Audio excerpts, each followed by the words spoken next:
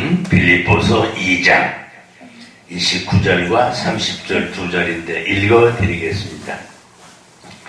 이러므로 너희가 주 안에서 모든 기쁨으로 저를 영접하고 이와 같은 자들을 존귀히 여기라.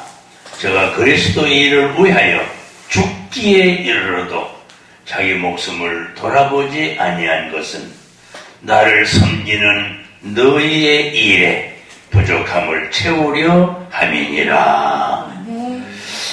참 요절을 읽어볼수록 참 의미가 깊고 참 은혜로운 말씀인 것 같아요.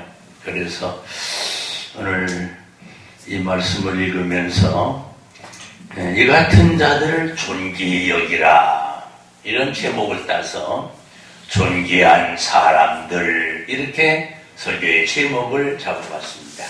존귀한 사람들. 세상에 누구나 존귀하지, 사실 존귀하지 않은 사람은 아무도 없어요. 뭐 높은 관직을 가진 사람은 존귀하고, 또 무슨 부파려는 아주 노동자들은 존귀하지 아니하고, 그런 거는 전혀 아닙니다. 그 직업이 다를 뿐이고 직책이 다르면 하는 임무가 다를 뿐이지, 인간의 존엄성, 하나님 주신 생명, 이것은 어느 누구나 존귀한 사실입니다. 참 사람이란 하나님께서 태어날 때부터 죽을 때까지 하나님은 일꾼을 쓰시고 사람을 쓰시고 하나님 합당한 대로 우리를 들어 쓰시는데, 특별히 오늘 여러분과 나는 부족하지만 주님의 부름받은 사람들, 우리가 한번 모자라고 생각해도요, 저분으로부터 부름을 받은 사람들입니다. 그리고 우리가 그분에게 또 쓰임을 받고 있는 이런 사람들입니다.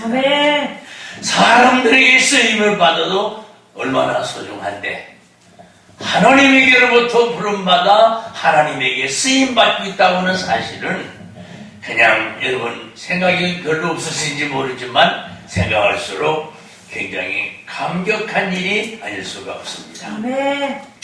오늘 제가 소개하려고 하는 인물은 한 사람이 딱 있는데요, 그 사람의 이름을 에바브로디도라고 그래요. 오늘 본문 다 읽질 않았지만은 오늘 본문 내용의 결론은 19절과 30절이지만은 오늘 이 전체적인 내용 중에서 에바브로디도라고는 이런 사람을 소개하려고 해요. 참 이 사람은 헬라말로 이름이 참 좋아요. 잘생긴 사람. 멋있잖아요. 잘생긴 사람. 잘생긴 사람. 아주 참 여러분과 내가 정말 잘생긴 사람들이에요. 잘생겼다는 것은 미모나 외모만 말하는 거 아닙니다. 겉사람과 속사람이 있습니다. 그래서 잘생긴 사람이란 이름 자체가 얼마나 멋있는지요. 에바브로디도. 그 사람은 그 바울과 함께 일을 한 사람인데요, 바울이 이 사람을 어떻게 소개했느냐.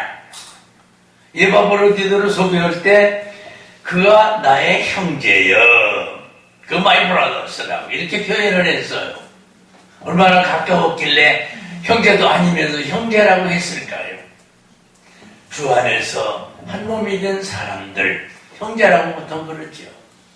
그리고 또 바울이는 이 사람에 대해서 그는 나와 함께 수고한 사람, 함께 수고한 사람, 함께 일을 했대. 홀로워크, 함께 일을 한 사람이래요. 그러니까 바울과 동역자로서 동지로서 일을 함께 했으니까 바울이도 얼마나 좋겠어요. 일하는데 동지가 있다는 거 말이죠. 그래서 이는 나와 함께 일한 사람이다, 이렇게 얘기를 했어요. 그런데 이 말을 또 한번 뒤집어 도는 요절이 보면 그는 나와 함께 군사가 된 자요. 함께 군사가 된 자래. 아마 바울이 오고 에바브로디도가 무슨 군 부대에 입대했습니까? 해군이요, 공군이요, 육군이요. 그런데 나와 함께 군사가 된 사람이다. 군사도 나라와 민족을 지키는 군인도 있지만 주님의 일을 하는 십자가의 군인. 그래서 바울을 오늘 이 사람은 십자가의 군인으로서 함께 일한다는 그런 뜻이죠.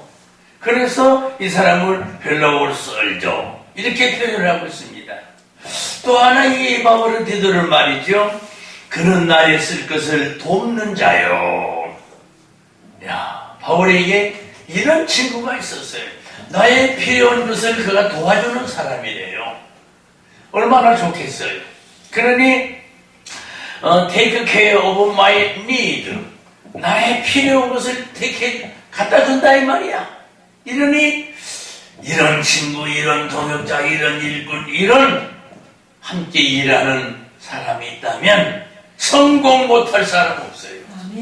이럴 때는 동지와 성공할 수 있도록 미울어주고 후원해주고 협력하는 이런 친구가 있어야 성공하지 않겠어요? 그런데 오늘 바울이는 이러한 좋은 사람을 친구로 삼아서 함께 주의를 했다고 말이에요.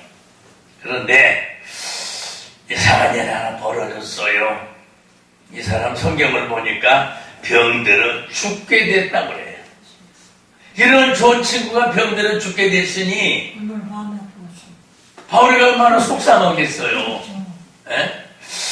야, 이거 다른 사람도 아니고 왜 이런 좋은 사람이 병들어 죽게 됐을까? 바울이가 속상했을 것 같아요, 아마. 그런데 그 다음 얘기는 더 재밌어요. 26절에 있는 얘기인데요. 교우들이 근심을 했고 그를 사모하고 사랑했는데 병들었기 때문에 아주 많은 사람들이 근심했다고 그래요. 27절 하나님이 그를 긍휼히 여기시고 나를 긍휼히 여기셔서 근심 후에 근심을 면케하셨느니라. 아멘. 이게 무슨 소리겠어요? 나한테 주셨다 이 말이나. 근심 후에 근심을 면케하시고. 이야, 참 하나님은 나를 긍휼히 여겼지만 그도 긍휼히 여겼다. 긍휼히는 불쌍히 여긴다는 뜻이거든요. 네. 그러니 참 바울에는 참 능력 있는 주의 사도이긴 하지만 주변에는 훌륭한 사람도 있는데 이러다 보면 바울에는 매도 몇백 번씩 맞은 사람이 있지만은 이런 좋은 사람도 있는데 병들어서 근심을 가져오는 경우도 있었지만 하나님이 또 근심을 싹 제거해 주셨다는 얘기. 아멘. 그래서 어쨌든 바울이는 이런 이름조차도 잘생긴 사람과 함께 일하고 있는 바울을 볼 때 오늘 이걸 본문 말씀의 30절 기록을 보면 얼마나 이 사람이 훌륭한 사람이 진짜 나타났습니다. 뭐가 이렇게 훌륭하냐? 30절에 그랬어요. 이 사람은 주님을 위해서 자기 목숨을 돌보지 아니한 자다. 주님을 위해서 자기 목숨을 돌보지 아니했다. 이야, 이런 사람이 바로 우리 스길라와 아굴라가 나를 위해서 자기 목숨을 돌보지 아니했다라고는 이런 기록이 로마서 16장 2절에 나와 있는데 바로 오늘 또 이런 인물이 또 있어요. 훌륭한 사람들이죠.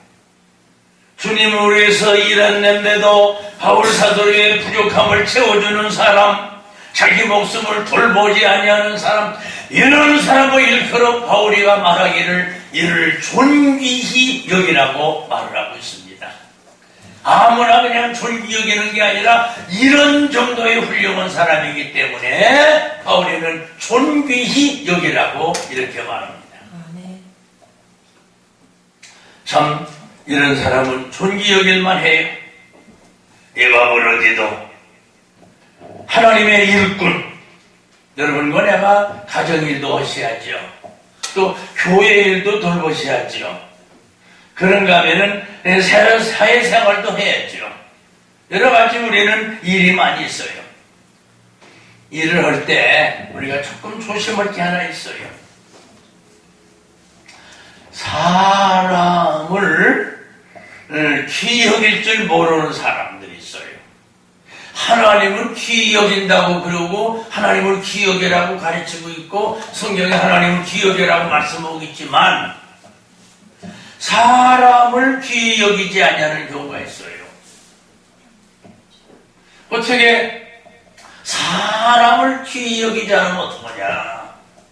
게다가 오늘 여러분 뭐냐가 우리 신앙인 입장에서 볼 때 형제를 사랑하는 사람들, 보는 바 형제를 사랑하는 사람들, 보는 바 형제도 사랑하지 아니하는 사람들이 있다는 얘기죠. 함께 사는 형제들 가운데도 의가 상해서 뭐가 안 맞아가지고 아주 틀어지고 있어요. 요즘 우리나라 그 손혜원 의원이라는 사람이 목포에다가 집을 20몇 채 사놓고 굉장한 그 재산이 많더구만요. 알고 보니까. 이런데요, 그 자기 동생 이름으로도 그걸 해놨대요. 땅을 하나 사가, 집을 사가지고. 그래서 그 동생이 나와가지고 증언을 해요. 아니, 왜 내가 사지도 않았는데 내 이름으로다가 등기를 해? 이런 식이야. 형제가 아닌데, 무슨 사연이 있길래 방송을 통해서 나와가지고 이런 얘기를 했겠냐, 이 말이에요. 얼마나 형제간 사이가 나쁜 것을 할 수 있죠. 오늘 여러분, 저는 말씀드립니다.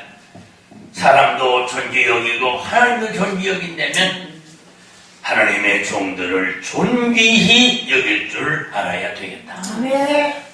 하나님의 종들을 존귀 여기는 것은 분명히 우리들만이 할 수 있는 소중한 일이라는 사실을 명심하시고, 일꾼을 존귀히 여길 수만 있다면 이것은 하나님께로부터도 복받는 일이고, 또 일꾼을 존귀히 여기려면 어떻게 되느냐?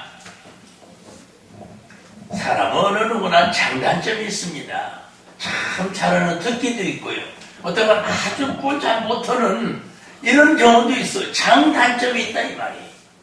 허물과 실수와 죄와 잘못이 있다 이 말이야.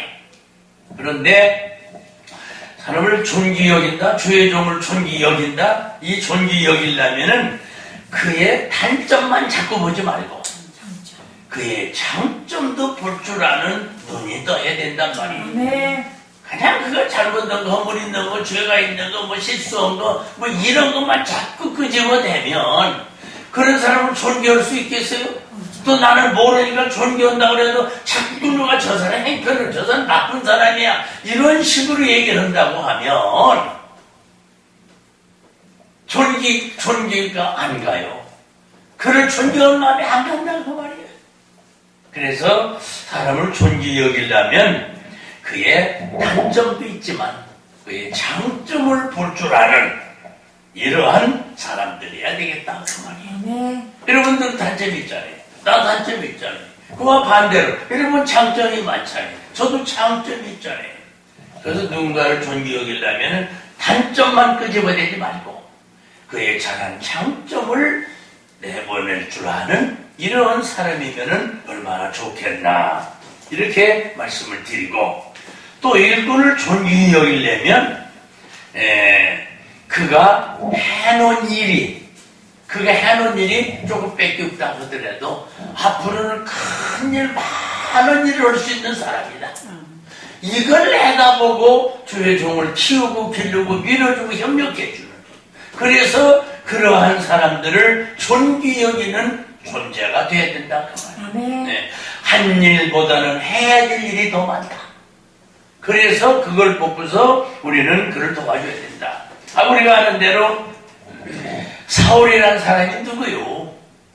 사울이가 스데반 같은 사람 돌로 때려 죽일 때 앞장서서 진도 지휘했던 사람이 사울이가 예수 믿는 사람들 잡아 죽이라고는 특별한 문서 특권을 받아가지고 다메섹에 가던 사람이요.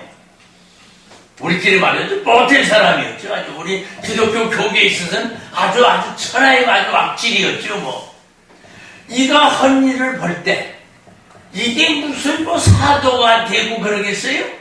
근데 후에 이가 사도가 됐다 이 말이에요. 만약 이게 단점만 봤다면 사도가 어떻게 되겠어요? 우리 하나님께서 보시는 눈도 사울이의 과거에 잘못한 걸 보시지 않고 앞으로 해야 될 일을 보시면서 그에게 사명을 뺏기셨잖아요. 너는 앞으로 임금과 이방인들을 위해서 너는 내 복음을 전해야 된다. 특별한 의사와 사명을 주셨어요. 그러니 그를 존귀 여기자. 지난번 저 다메섹에서 예수 믿는 사람 죽인 너지, 스데반 죽인 너지 하면서 그를 잘라버렸다고 하면 이런 일을 어떻게 할 수가 있겠어요? 또 한 가지 더 소개한다고 하면 이 모세 같은 경우도 마찬가지예요. 모세도 그가 하나님의 부름받아 큰 일을 했지만 저 한번 원공했다가 우리 국민들이 어떻게 사나 시찰 나갔다가 아니 애국 사람들이 우리 그 동족 사람을 막 박해를 하는 거지요. 그래가지고 저자가 모세가 요즘 한국말로 무술을 해가지고 태권도가 뭐 5단일 거야.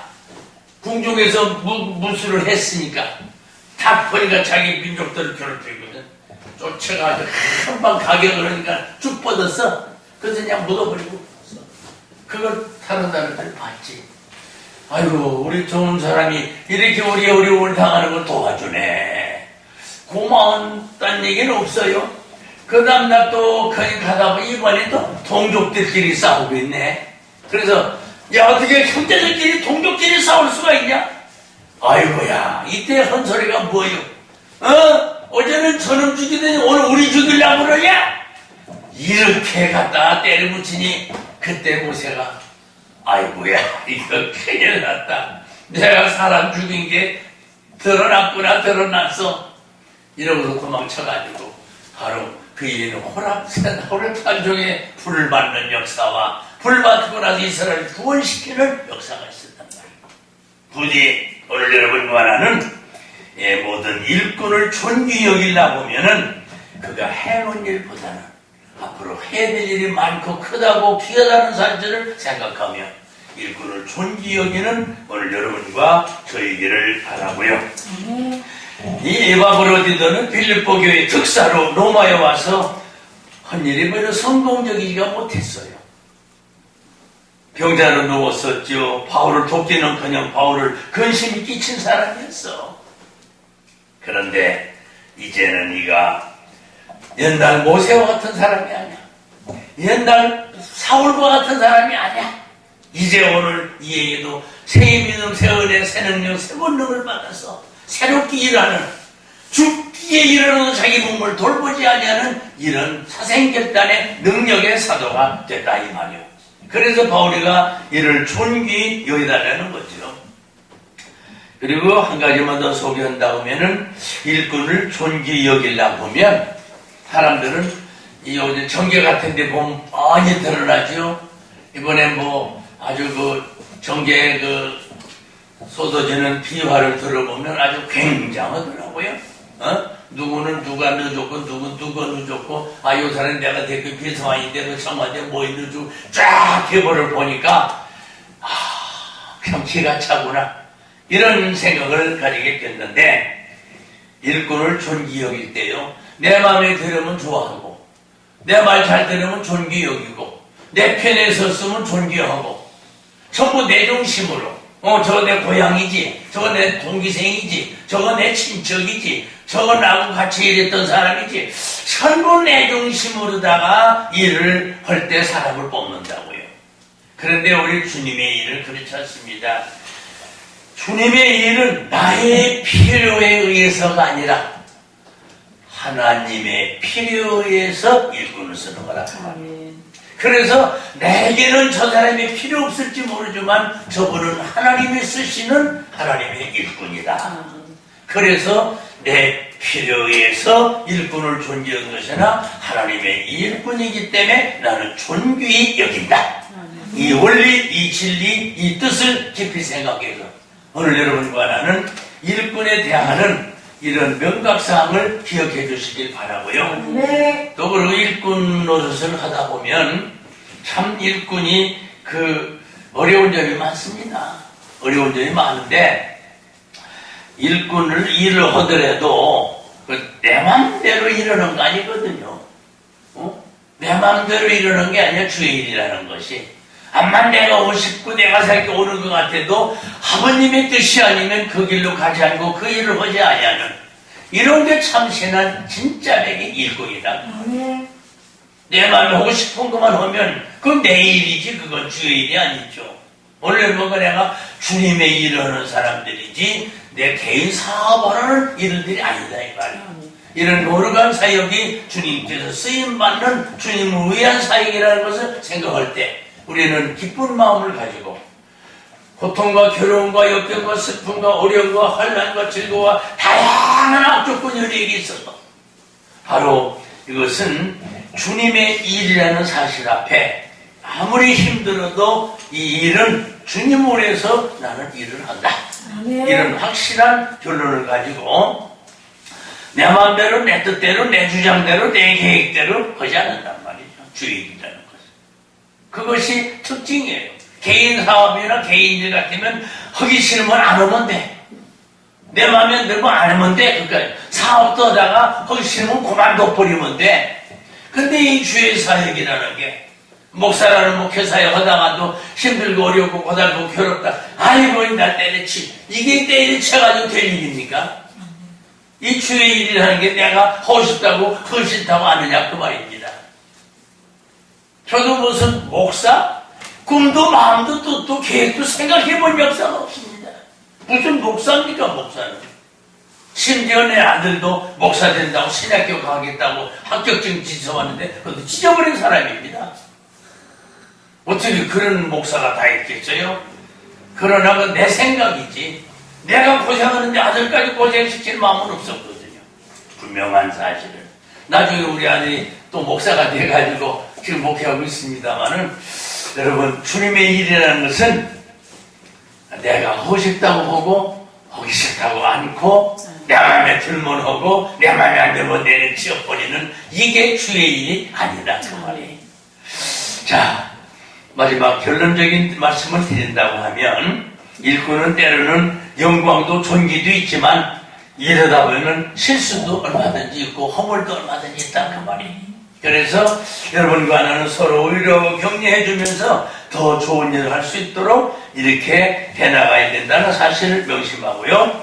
우리가 일을 할 때요. 더군다나 주의 일을 할 때 세상 일은 그렇지 않습니다. 세상 일은 이런 대로 보상을 받습니다. 대가를 받습니다. 이런 대로 품삯을 받습니다. 그런데 주의 일이라는 것은 그렇지 않습니다. 주의 일을 할 때는요. 보상만을 위해서 이러지 않습니다. 헌신, 몸과 마음과 물질과 생명까지 바치는 게 주의 일이지 돈이나 몇 푼 받고 해서 이러는 무슨 돈 버는 이런 사역이 아니다 그 말이에요. 그래서 주님의 일은 보상을 위해서 이러는 게 아니다. 그리고 주님의 일은 억지로 매하지 못해서 군인들 가라고 하면 군인들 아주 가기 싫어하는 사람들이 군인들 아들 보내면 아주 그냥 죽으러 가는지 부모님들이 아주 그냥 괴로워하는 사람들이 있거든요. 그러나 의무이기 때문에 괴로워도 가는 거죠. 그 법이 그렇게 되어 있으니까 그것도 안 가려고 별 수작들을 다 부리고 있는데 이 주님의 일을 하면서 의무에 매여서 억지로 일하는 그러나 그레네 시몬처럼 억지로라도 이 길을 가야 되고 억지로라도 이 일을 해야 되고 힘들어도 하는 것이지 대우받고 영광만 받으려고 이런 일을 하는 건 아니지 않느냐 그 말입니다. 함께한 귀한 자리에 우리 귀한 여러분들 하나님 때문에 일한다는 사실 앞에 우리는 힘들어도 하나님 때문에 일한다는 사실 앞에 다시 한번 새 믿음, 새 은혜를 가지고 전진을 거듭하는 그래서 존귀한 사람들 여러분과 내가 부족하지만 하나님 나라 사역에 쓰임받는 일꾼이라는 사실 앞에 크게 쓰임받고 작게 쓰임받고 문제가 아닙니다. 집사로 쓰임받든 권사로 쓰임받든 전도사로 쓰임받든 장로로 쓰임받든 목사로 쓰임받든 아무 관계 없습니다. 시골에서 지방에서 목회하든 서울에서 보든 중도시에서 목회하든 미국에서 목회하든 관계없습니다. 어디서 어떻게 쓰임받든지 간에 주님 나라 위에서 쓰임받고 있다는 자부심과 함께 오늘 바로 이 법으로 뒤돌아간 사람의 이름이 잘생긴 사람이라고는 이런 헬라말의 뜻도 있는 것처럼 오늘 이 말씀을 듣고 함께 참여한 여러분 모두는 하나님 앞에 잘생긴 사람들, 아멘. 이러한 멋진 마음을 간직하시고 주님 앞에 쓰임받고 아름답게 쓰임받는 존귀한 일꾼임을 기억하고 아멘. 이 역사에 매진하고 전진하는 우리 모두이기를 주의 이름으로 축원합니다. 아멘.